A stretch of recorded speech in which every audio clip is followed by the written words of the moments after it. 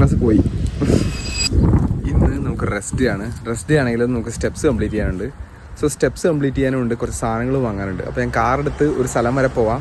അതിനുശേഷം അവിടെ നിന്ന് നടന്നു പോകാമെന്നാണ് വിചാരിച്ചത്. അപ്പോൾ നല്ല രീതിയിൽ വെയിലുണ്ടായിരുന്നു. അപ്പോൾ ഞാൻ സൺഗ്ലാസ് എടുത്തിട്ടാണ് വന്നത്. അപ്പോൾ സൺഗ്ലാസ് എടുത്ത് ജസ്റ്റ് കാറിട്ട് കയറിയപ്പോൾ എന്തോ ഒരു സാധനം മറന്നുപോയി. അപ്പോൾ വീണ്ടും വീട്ടിട്ട് കയറിയിട്ട് സാധനം എടുത്തുകൊണ്ട് വന്നു. അപ്പോൾ ആ സമയത്ത് ഞാൻ സൺഗ്ലാസ് കാറിൻ്റെ പൊക്കത്തെ വെച്ചത്.